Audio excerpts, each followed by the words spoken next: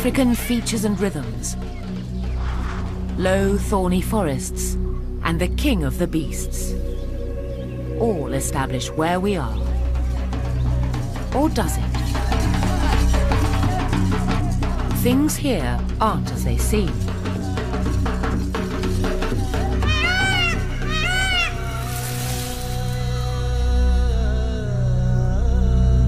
Peacocks are not found in Africa. And this isn't your familiar story of lions on the savannah.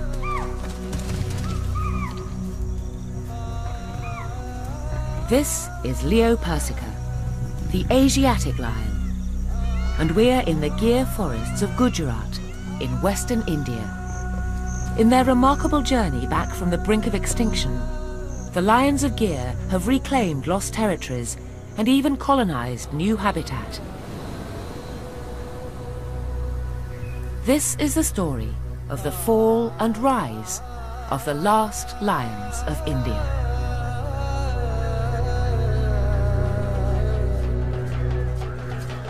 Meena Venkat comes from India's deep Dravidian south. She's completing her PhD on one of the world's rarest large predators. The lions have been here since time immemorial.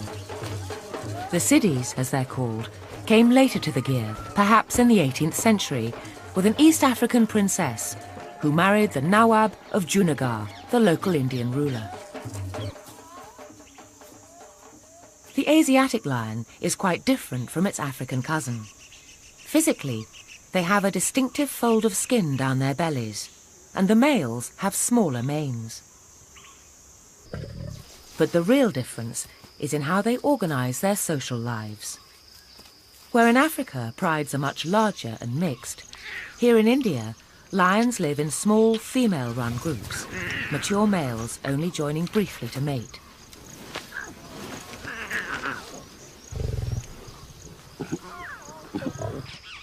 Once, the Asiatic lion stretched west across Asia as far as Greece.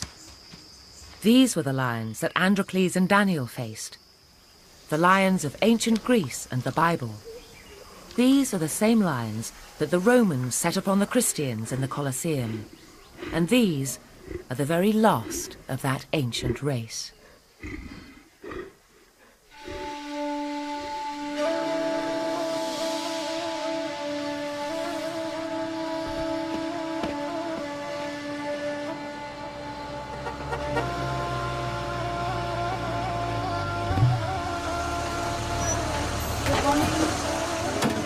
Each morning, Meena and her trackers leave the small town of Sasson.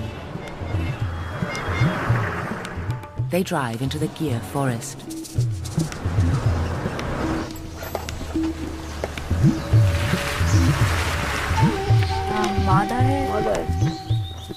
Meena is here to keep an intimate daily record of the shifting territories and fortunes of her study group. So tracking lions is sometimes very easy, and sometimes it's quite frustrating. Now there's a cheetah alarm call there, so there's one more lead. After many months in the field, Meena can now identify over 60 individuals by sight. Cheetah. Inevitably, she has her favourites.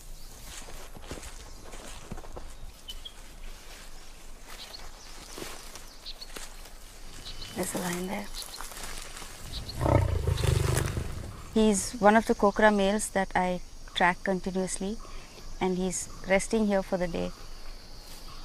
I'm very fond of these two lions because they're first of all very good looking, and he's aggressive and a wild, majestic male, so I like him a lot. Just as we walked up now, the male gave a low grrr sort of warning. That means he doesn't want us to move further close to him. I do get frightened. I'm worried. I'm not frightened, but I know anything can happen. The Kokora males are next in line to rule prime territory in the Gir. The Gir forests may seem vast, stretching for 1,412 square kilometres. But as the Kokora males will find out, competition here is intense. This can be a harsh land. In summer, it is desiccated and unforgiving. Now all must endure months of dusty uncertainty as temperatures climb to over 45 degrees.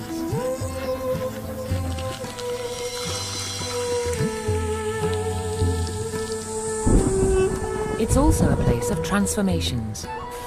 The annual rains bring a deluge that in a matter of weeks will turn the sepia landscape emerald green.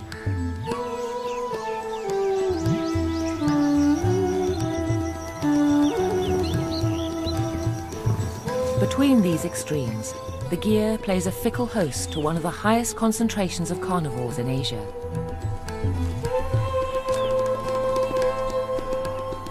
The gyr has a very healthy population of leopards, but at less than half the weight of a lion, they're nervous. If caught on the ground, they'll be killed.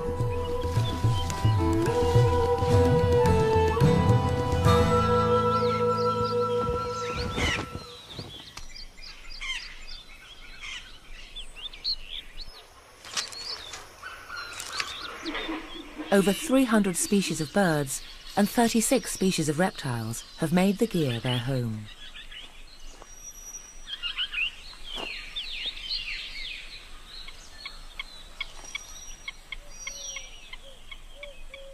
The gyr is one of the last places left in Asia where semi-nomadic pastoralists still live in uneasy harmony with large predators, as all our ancestors once did.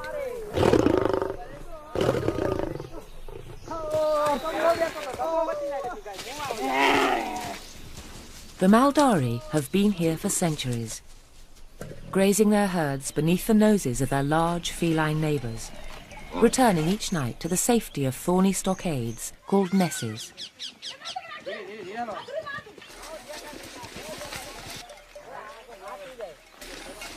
They take their losses philosophically.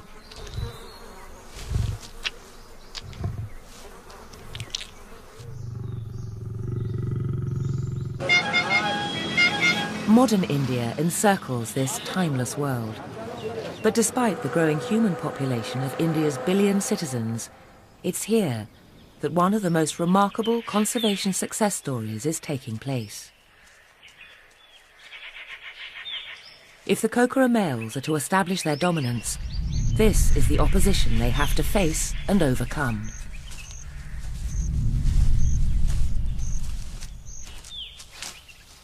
Male Asiatic lions often form coalitions to patrol shared territory. Usually related, they join to hunt and unite to drive off rivals.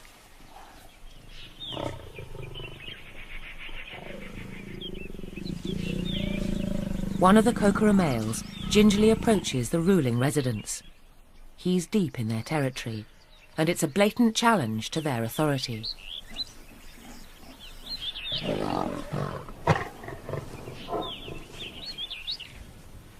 These grizzled veterans have seen many territorial battles, but age is now beginning to show.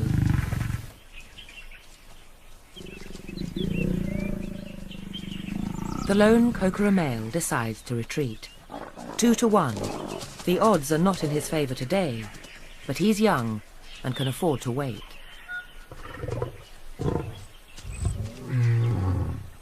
The veterans rule for another day.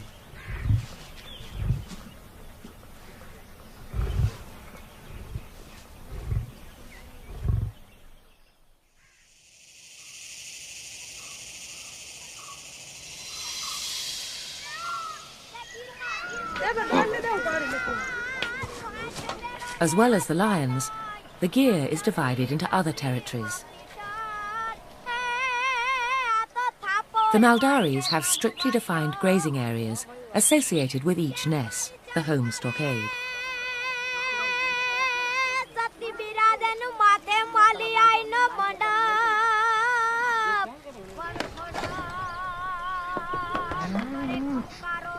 The Maldaris' lives revolve around the unchanging routines of taking their cattle and buffaloes out of the ness at first light, grazing and returning at dusk.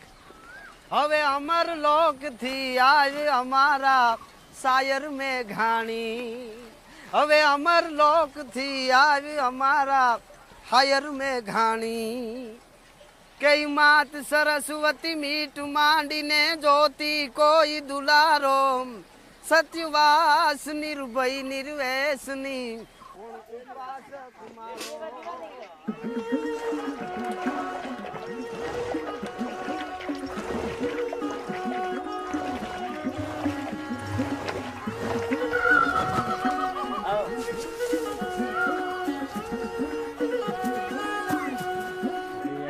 It would be easy to romanticize the Maldari's world, but pastoralists and predators don't mix, as some Maldaris know from personal encounters with the lions.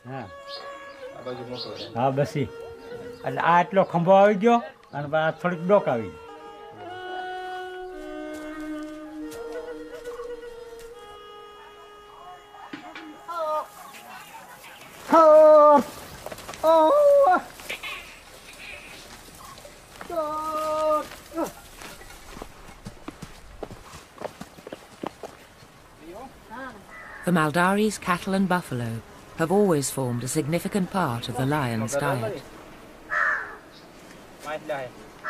Strict vegetarians, the Maldaris keep cattle solely for milk.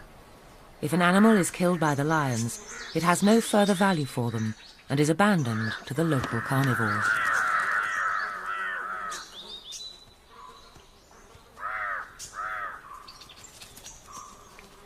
The kill is revisited by a hierarchy of scavengers until the male that made the kill returns to finish his meal.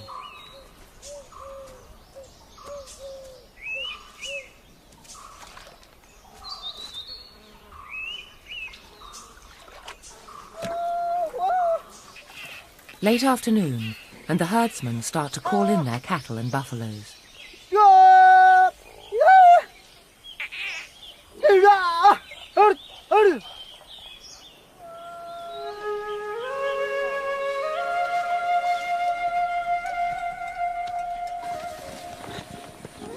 The nest is made secure in a scene unchanged in centuries.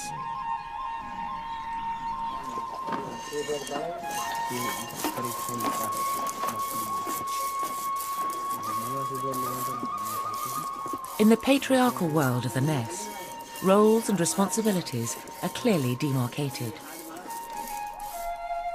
By contrast, the Ridey pride is fairly typical of the matriarchal structure adopted by the Gyr lions. The group is led by an adult female and includes her eldest daughter, now 2.5 years old. Below her are 3 younger cubs, 2 female and 1 male, now almost a year old.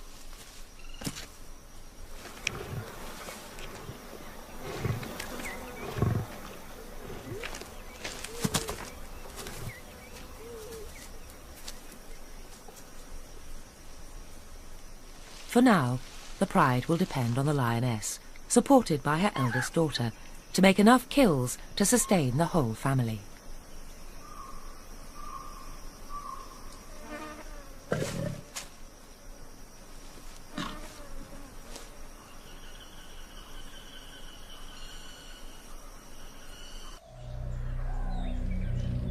Once inside the thorny walls, the cattle are safe.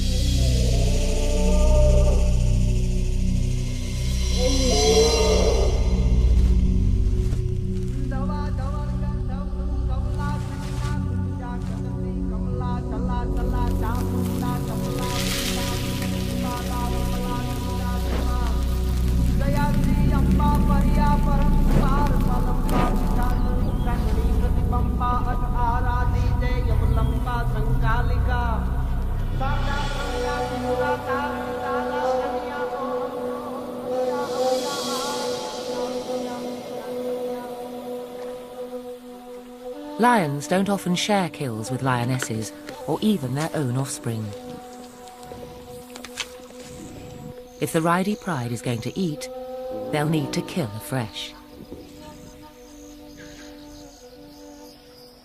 Their inexperience shows, especially on a full moon when the herds can see them coming a long way off.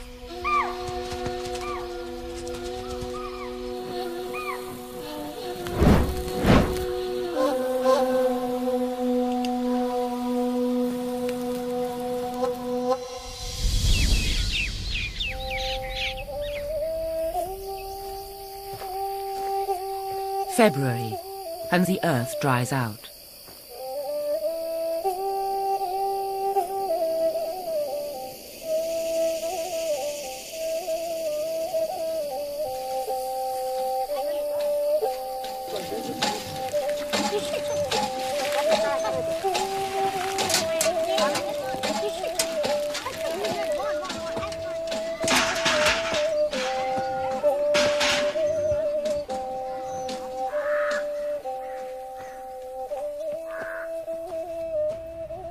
March and high summer turns to drought.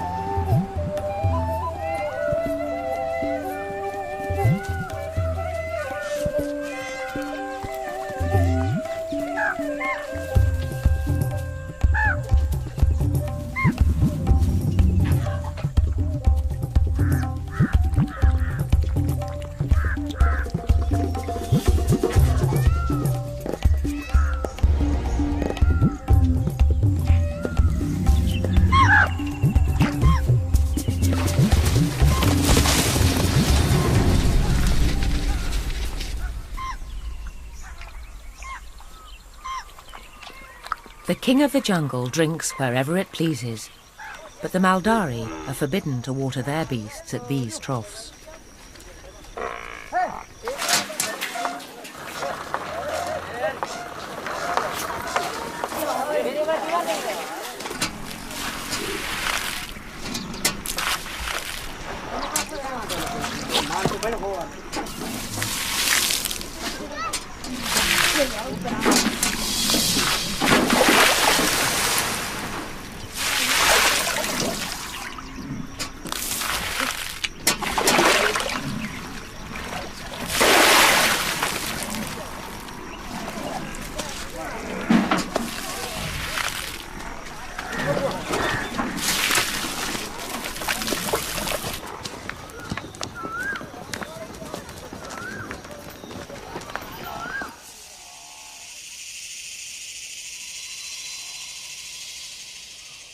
Today, the Gir lions enjoy considerable protection, getting what they need, if not on a plate, then on a very large concrete saucer.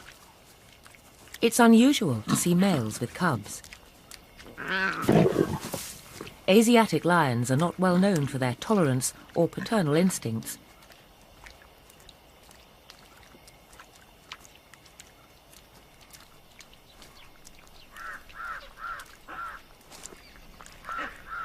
If the Kokora pair succeeds in deposing their territorial rivals, cubs like this will be in grave danger. With each regime change, infanticide is a brutal but effective way of bringing the neighbourhood females back into season and ensuring the new male's paternity. Today, the dangers the lions face are more from one another than from man. But until very recently, this was not always so. Shikari, or big game hunting, had always been a favourite pastime of India's ruling elite. But with British rule and the arrival of modern rifles, the slaughter of both tigers and lions accelerated and populations crashed.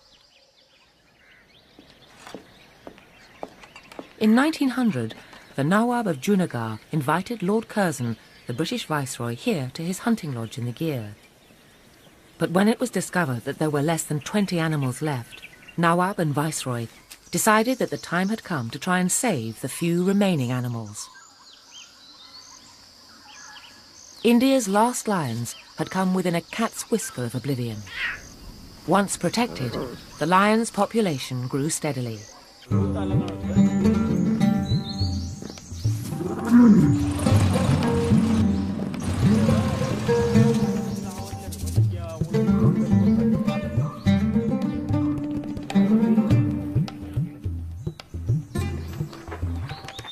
A census is now held every 5 years to establish the latest figure.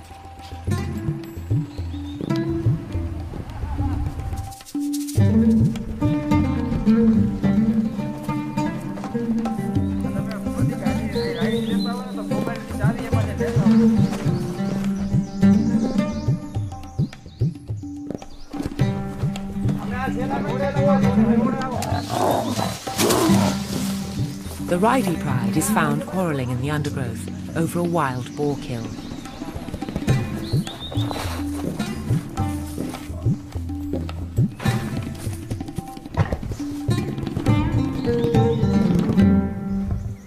Real aggression between siblings is rare, and cordial relations soon return to the sisters. The young male, however, will have to leave the sorority once he reaches maturity. They will hunt together for at least another year.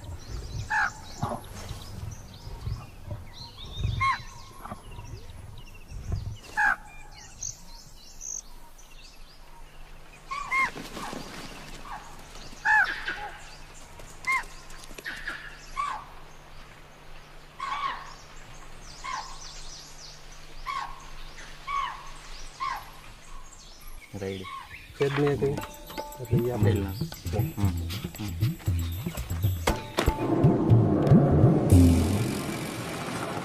This is Junagadh, the Nawab's old capital. Today, the man in charge is the Conservator of Forests, Bharat Pathak. Ministry of Environment and Forest. આખું ફરીવાર રીકાસ્ટ type કરી અને આખું બદલાવી. As field director for the Gir, the lion's welfare is his prime responsibility. Protecting large predators alongside large human and domestic animal populations is an almost impossible juggling act. લંચમાં ગયા છે. But under Mr. Pathak's management, the lion population has steadily grown. And as a result, there is a growing case to declare the Gir a World Heritage Site.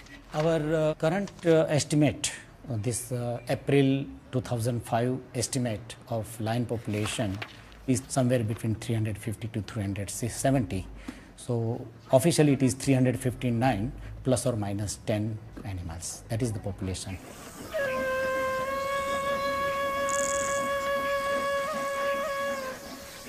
For 100 years, Leo Persica has fought for its survival.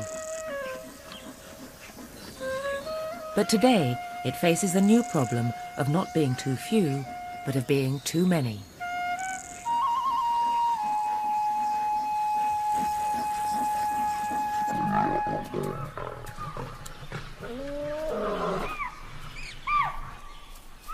Territorial disputes between mature males are inevitable, but with lion numbers growing faster than lion habitat, conflicts are on the increase. Young and powerful, the Kokora males, as expected, have met and defeated their veteran rivals.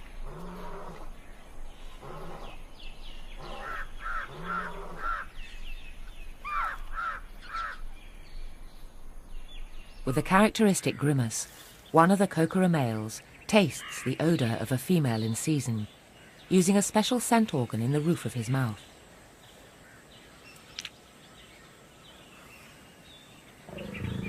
He is quick to claim the spoils of his victory.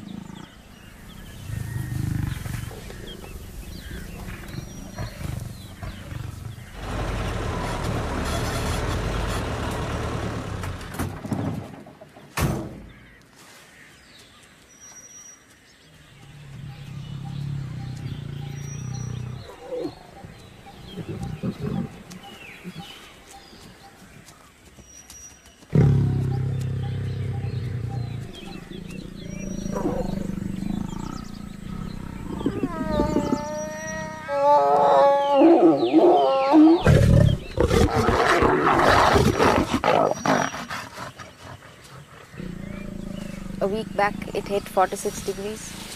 It's a terribly hot summer day, and usually mating is rare during summer, and this is a rare event here. But the monsoon is approaching in another couple of weeks, and from my observation, mating happens throughout the year, but there are peaks. Usually the mating peak is during winter time. Amazingly, her presence is tolerated, even during mating, when males are at their most aggressive and unpredictable.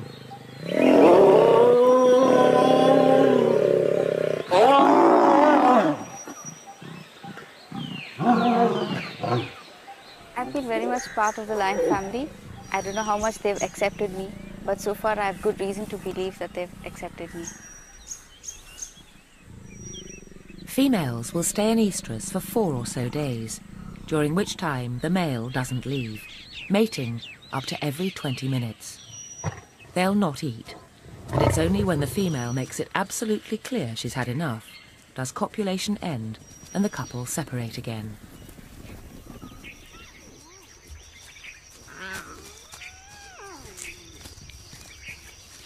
Around 110 days after mating, the young are born. She'll normally give birth to 2 or 3 cubs. Today's question is, will there be enough room for everyone in the gear? Sharp teeth soon make suckling painful.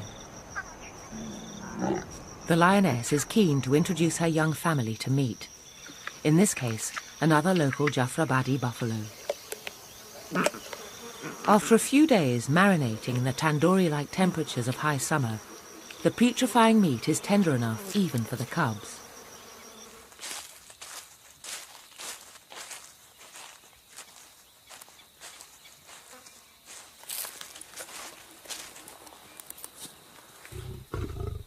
Lionesses can be ferociously protective, and Mina's choice of career has been the cause of some anxiety to friends and family, especially her own mother. Last year, my mother had visited me and we had taken her along, and she was very afraid because I was in this sitting like this, and she felt that if a lion rushed and I was in a losing position, I couldn't get up and run away or something. So she, till the time she went, boarded the train and left, she said, "Don't do that. At least you have to." Be in a position where, you can get up and scoot.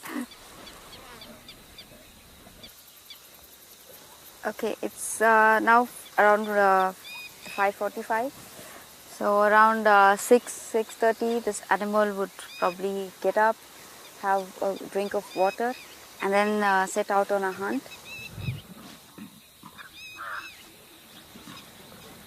There she's about to get up.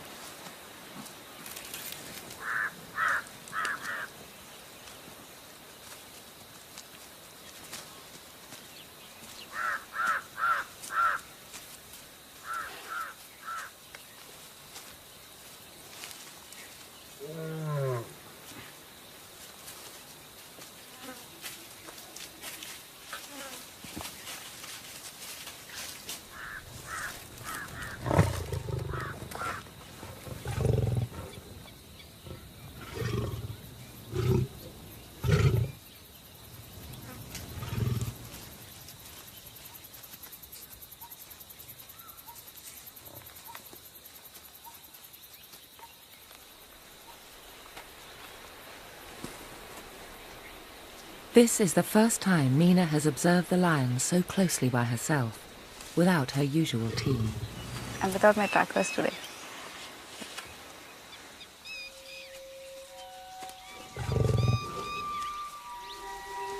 The way she's stalking, it looks like there's some animal at the water point. They just go quiet.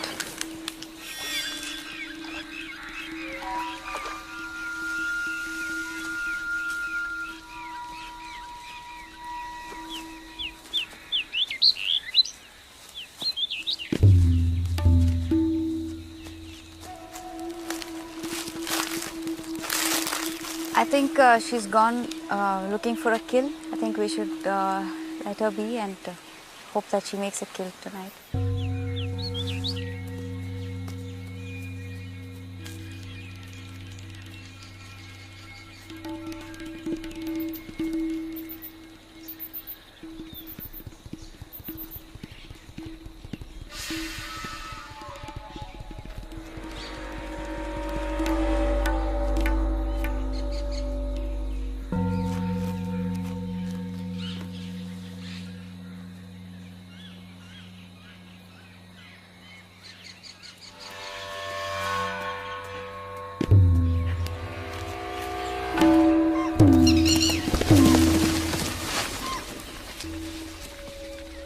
As the cubs grow, their diet becomes increasingly carnivorous. But even now, as the lioness's teats show, her cubs are still suckling.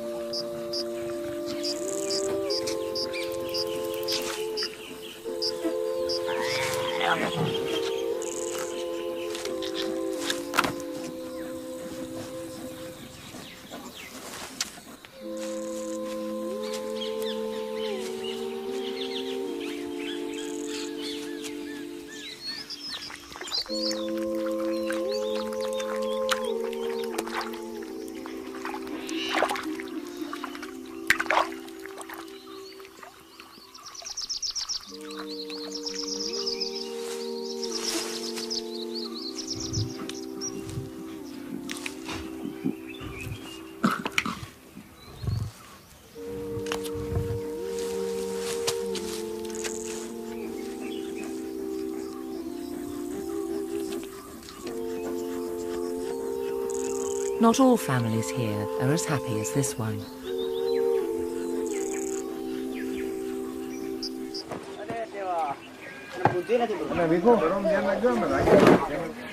With lion numbers growing, the forestry department has been compensating Maldari families to relocate outside the Gir with their cattle.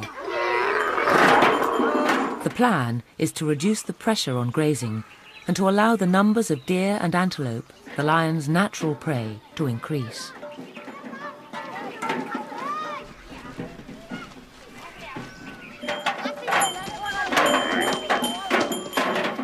In the past, domestic livestock made up to 65% of the lion's diet. The figure has now fallen to around half that as the deer and antelope populations grow and lions return to wild kills.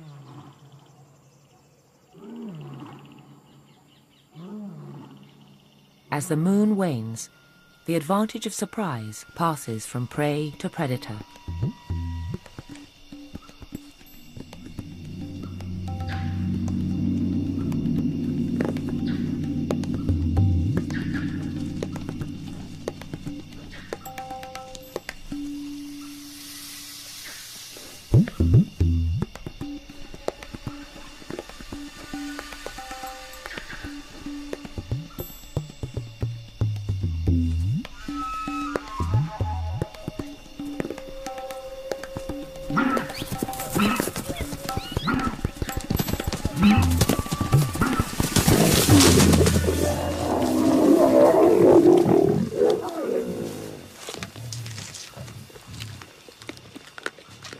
The nilgai's cries have attracted the resident male, who, invited or not, joins the feast.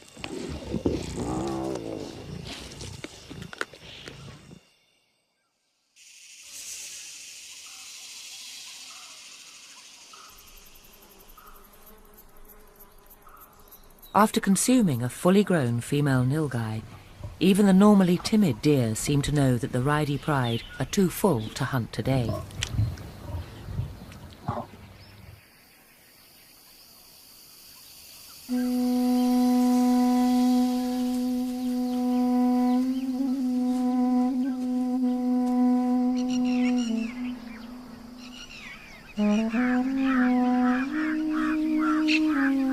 By the middle of May, the arrival of seasonal migrants and the start of nest building signals that the rains are imminent.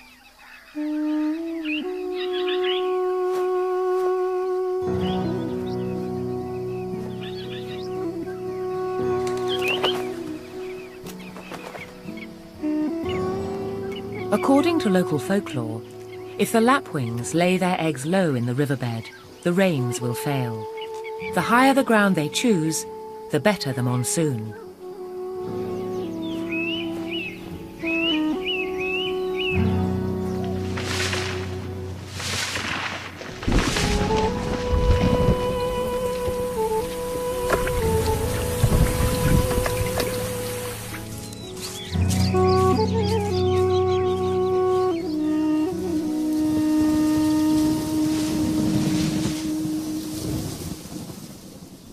From mid-June to the end of September, storms deluge the land.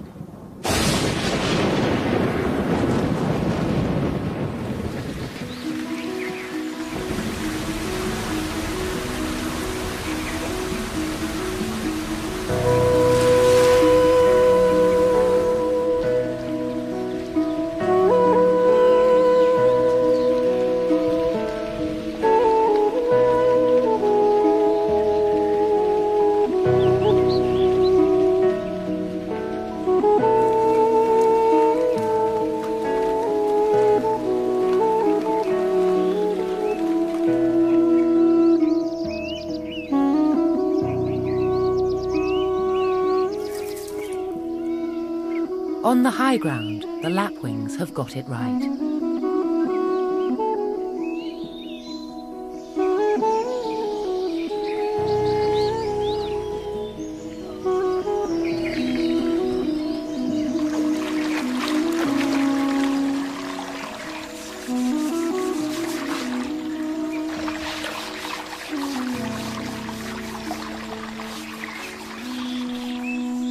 For the deer and antelope, the monsoon means abundant grazing, but it also brings danger.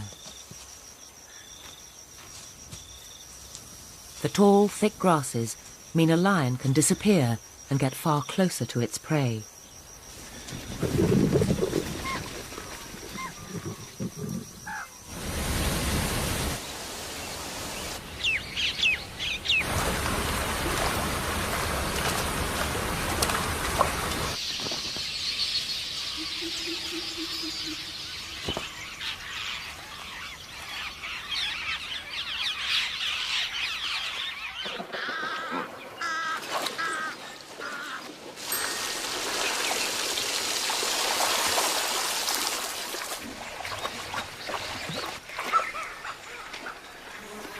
The post-monsoon flush brings clouds of insects. For some, the flies are a torment. For others, they're a blessing. In times like these, even a crested hawk eagle is tempted to try the seasonal fare. As soon as the rains stop, the land starts drying out almost immediately.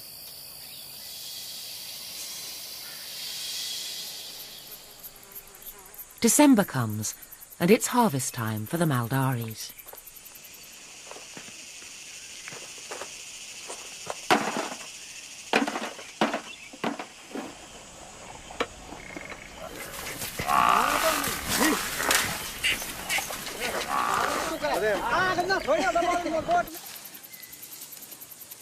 Women make hay, while the men celebrate their prowess as guardians of the precious herds.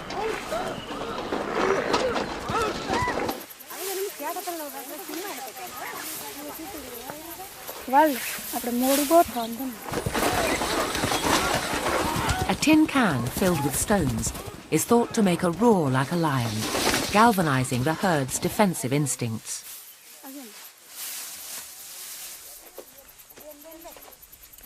The highly traditional world of the Maldaris seems a timeless and unchanging part of the gear. But the number of Maldari families has more than halved in the last 10 years, leaving more grazing for the lion's natural prey.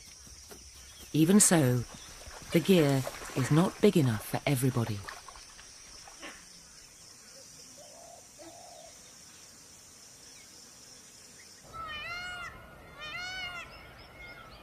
With the world's entire population of Leo Persica encircled by an ever-growing human presence, the risks are obvious.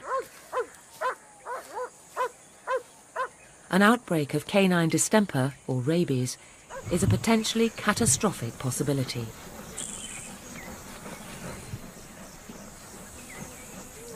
One long-debated solution is to relocate a group of lions and create a second, separate population base. A site in central India has even been suggested and would see lions introduced back into tiger country. For the first time in 5 centuries, the world's 2 supercats would share habitat. With a 50-kilo weight advantage, a tiger could kill a lone lion. Would a small pride fare any better and actually stay? Could the plan work or ever justify the risks? While the pros and cons are debated this way and that, the lions have simply voted with their feet and increasingly are venturing further and further outside the national park. In this village on the periphery of the park, at least 1 or 2 cattle are lost every month to free-ranging lions. For millennia, Hinduism has taught ahimsa. This tolerance and respect for life provides the clearest explanation of why the Asiatic lion, extinct everywhere else, is still found here in Mahatma Gandhi's home state of Gujarat. One of Meena's Kokora males has been operating on the edge of the park. I call this male angry young man because he's very aggressive. He's attacked quite often, and we approach very cautiously. If you look at the census figures for the past 20 years, you will see that the lion population has steadily increased, and obviously with increase in population you need more space, and Gir has reached its carrying capacity, and that's why you're finding more animals straying out and dispersing and settling outside the Gir protected area. The Kokora males may occasionally stray a few kilometres outside the Gir's boundaries, but some lions have taken their search for food and territory much further afield.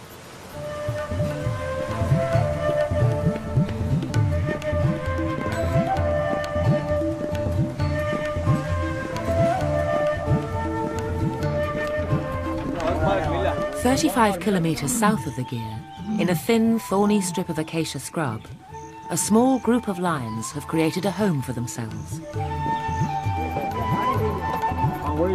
Judging from the scats that you're finding, say every few meters, the lion is using this area quite well. And as you can see, the sea is not very far, and for a lion to survive in this sort of habitat is truly amazing. And amazingly, to get here at all, they've travelled across densely populated human settlement.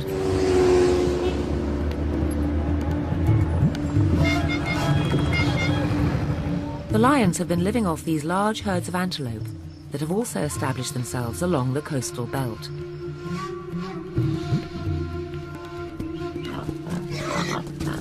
They prey too on feral pigs, but when, inevitably, they take cattle, local pride in the lions turns to prejudice, and although rare, there have been recent cases of deliberate poisoning. The very success of the Asiatic lion is creating its own problems, as the Gir's field director, Bharat Pathak, acknowledges. Protecting the protected species in protected area is comparatively easy. But protecting the protected species outside protected area, it's a challenge.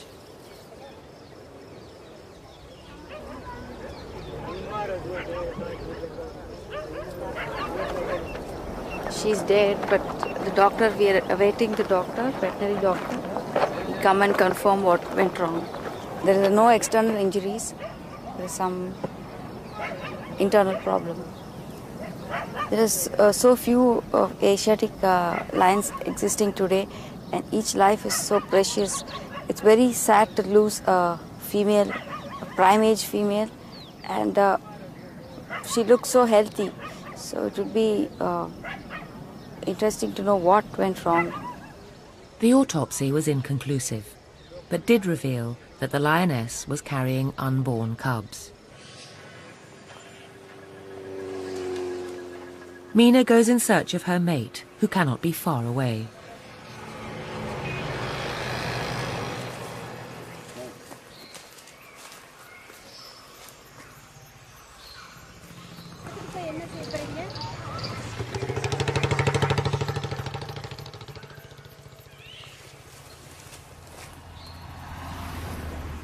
I've been studying the Asiatic lions for the past 3.5 years, and I think that I know something. And then I come to the coastal habitat and I see the lions here, and I'm really amazed because it's so close to people and the environment is so different. It just shows the surviving skills of the Asiatic lion. There's so much human activity around us, yet the lion is so unperturbed.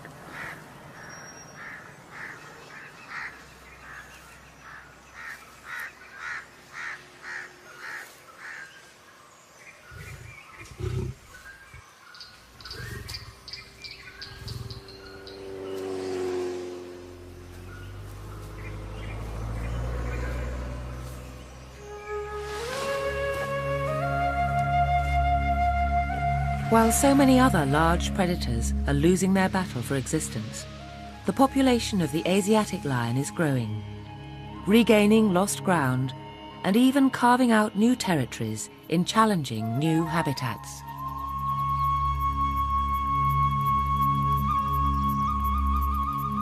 An eccentric local spelling of Lion's Sanctuary, painted on a freshwater trough, is proof that lions have not only found their way to the coast, but also into the hearts of the villages of Vadodara. But this has also been the Asiatic Lion's Century. What has made their rare success story possible? Sustained efforts by local people and by governments, and the cultural support, the local support. It continued throughout the century. It has become a pride over a period of time that yes, Gir and Asiatic lion, they are the pride of the country. It's been a century since the Nawab and the Viceroy decided to spare the last of India's lions. Today, the future for the Raidi pride, the Kokora males, and the 350 or so other individuals finally looks secure.